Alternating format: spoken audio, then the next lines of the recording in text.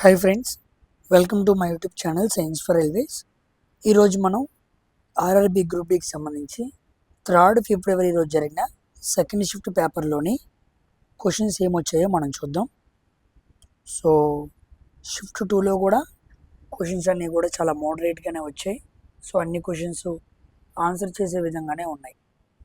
So 25 questions కూడా మనకి పిల్లలు సెండ్ చేశారు. సో క్వశ్చన్ బై క్వశ్చన్ మనం క్లియర్గా డిస్కస్ చేసుకుంటూ వెళ్దాం. సో ఇదిగోండి, 3rd ఫిబ్రవరి సెకండ్ షిఫ్ట్ నానాజీ అనకాపల్లి అనే వ్యక్తి సెండ్ చేశాడనమాట questions. First question, suspension example.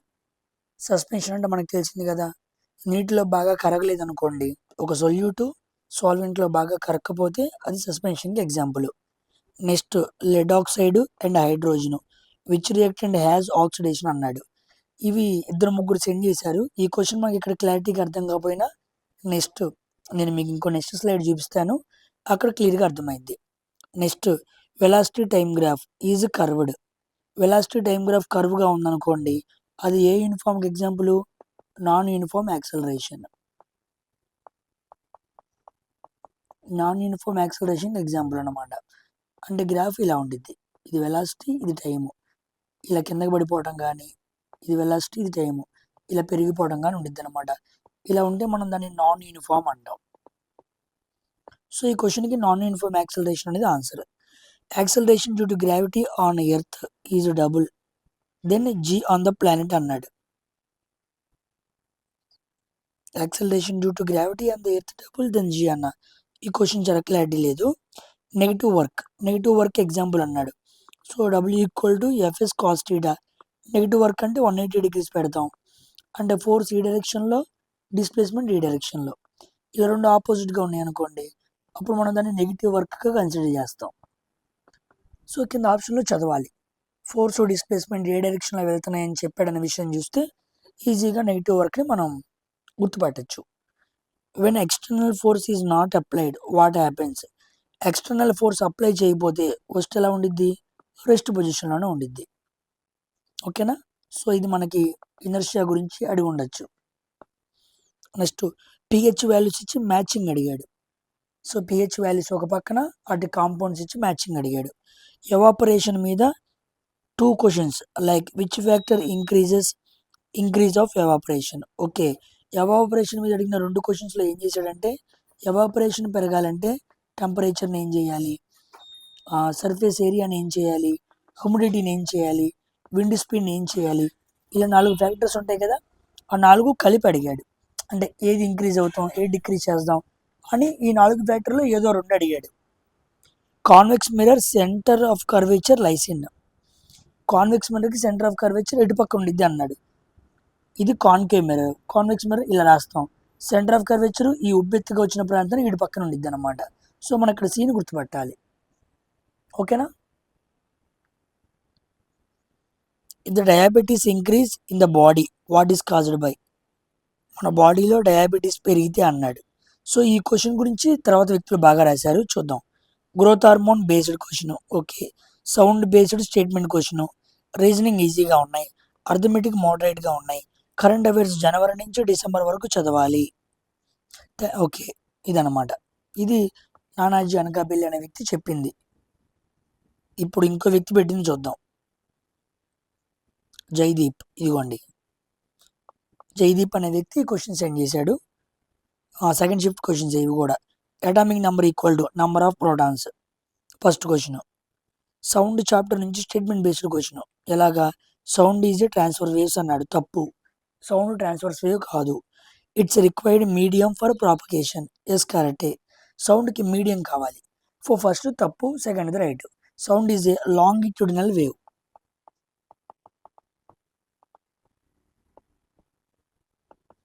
ఓకేనా? Next, define variation. వేరియేషన్ అంటే మీకు చాలాసార్లు చెప్పాను, వైవిధ్యం అని. వేరియేషన్ జరిగితేనే ఎవల్యూషన్ బాగా జరిగిద్ది అని కూడా చెప్పాను. దాని మీద ఒక క్వశ్చన్, కాన్వెక్స్ మిర్రర్లో సెంటర్ ఆఫ్ కర్వేచర్ ఇందాక వచ్చింది కదా. ఈ 5వ క్వశ్చన్ చాలా ఇంపార్టెంట్. స్పెరికల్ లెన్స్లో minimum number of rays meet to form image. ఒక ఇమేజ్ని ఫామ్ చేయాలంటే మినిమం ఎన్ని నెంబర్ ఆఫ్ రేస్ కావాలి? 2 రేస్ కావాలి, గుర్తుపెట్టుకోండి. మనం ఇలా ఇమేజింగ్ గీసినప్పుడు ఇక్కడ ఇలా పెట్టామనుకోండి, ఇలా గీసి ఇక్కడ ఒకటి, ఇలా గీసి ఇంకోటి ఒకటి, ఇలా మినిమం 2 రేస్ అయినా గీయాలి. ఒక ఆబ్జెక్ట్ పెట్టి ఇమేజ్ని మనం రిప్రజెంట్ చేయాలి అంటే కనీసం 2 రేస్ ఉండాలి. Double the mass and radius, g value ఏమైంది, ఇదనమాట క్వశ్చన్. సో మనకి F equal to G into m1 into m2 by R square, double the mass and double the radius. నువ్వు మాస్ని రేడియస్ని పెంచితే జీ వాల్యూ ఏమైంది, ఇది small g equal to GM by R square. ఈ 2 ఫార్ములా ఏదైనా ఇచ్చి ఉండొచ్చు, కానీ మాస్ని రేడియస్ని డబుల్ చేశాడు, అప్పుడు జీ వాల్యూ ఏమైంది అన్నాడు. ఓకేనా. Velocity time graph curved line అన్నాడు, అంటే non uniform motion. Speed increase, okay, కింద ఇచ్చాడు ఆప్షన్ 1 స్పీడ్ ఇంక్రీజ్ కాదు, నాన్ యూనిఫామ్ మోషన్. ఇదిగోండి యూనిఫామ్ వెలాసిటీ కూడా కాదు.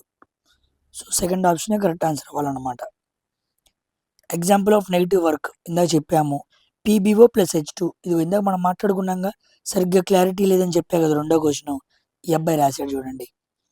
PbO plus H2, PB plus H2 వచ్చింది. ఇక్కడ ఆక్సిడేషన్ ఎలిమెంట్ ఏంటి అన్నాడు, హైడ్రోజన్. ఓకేనా, ఇక్కడ ఆక్సిడేషన్ ఎలిమెంట్ ఏంటంటే హైడ్రోజన్ అనమాట. Not function of cell wall, cell wall యొక్క పని కానిది ఏంటి, పిహెచ్ వాల్యూ బేస్డ్ క్వశ్చన్, అంటే పిహెచ్ వాల్యూస్ ఇచ్చి మ్యాచింగ్ అడిగాడు. Example of the suspension, suspension ఇందా మాట్లాడుకున్నాం. హైడ్రోకార్బన్ నుంచి ఒక క్వశ్చన్ వచ్చింది, ఓకే, 1 కార్బన్ 2 హైడ్రోజన్స్, అలా ఆప్షన్స్ ఇచ్చాడు అనమాట. Statement 1, tubectomy surgery for men. అవును, మగవాళ్ళలో పిల్లలు పుట్టకుండా ఉండడానికి చేసే ఆపరేషన్ని ట్యూబెక్టమీ అంటారు. Statement 2, to cut the testes అన్నాడు, తప్పు, టెస్టీస్ని కట్ చేయడు, వ్యాస్ డిఫరెన్స్, వ్యాస్ డిఫరెన్స్ అనే పైప్ని కట్ చేస్తారు, నాట్ టెస్టీస్ అనమాట. కాబట్టి 1 రైట్ 2 తప్పు. ఇలా మనం ఆన్సర్ చేయాలి. ఓకేనా. నెక్స్ట్ విన్ను, విన్ను అనే వ్యక్తి ఇంకా క్లియర్గా మనకి మొత్తం క్వశ్చన్స్ కూడా రాసి పంపించాడు, అవి చూద్దాం. ఇదిగోండి velocity time graph, Newton's first law గురించి, లా ఆఫ్ ఇనర్షియా. మీకు కనపడట్లేదు అందుకే నేను చదివి చదువుతున్నాను. వర్క్ నెగిటివ్, గ్రావిటేషన్ మీద question formula, light is a, light wave అన్నాడు, కాదు లైట్ వేవ్ కాదు, sound wave, sound wave is a longitudinal wave. Convex మిర్రర్లో సి ఎక్కడ ఉంటుంది, minimum number of rays 2. Parallel connection in electricity, దాని మీద ఏదో క్వశ్చన్ అడిగాడంట. ఫ్లెమింగ్ లెఫ్ట్ హ్యాండ్ రూల్ మీద క్వశ్చన్ అడిగాడు. బేసెస్, బేసెస్ మీద క్వశ్చన్ అడిగాడు. ఎవాపరేషన్ మీద 2 క్వశ్చన్లు వచ్చినాయి. ఇదిగోండి ఏరియా, టెంపరేచర్, విండ్ స్పీడ్, వీటిని పెంచితే ఎవాపరేషన్ ఏమైంది అనే విధానంలో అడిగాడు. సస్పెన్షన్ మీద క్వశ్చన్ ఉంది.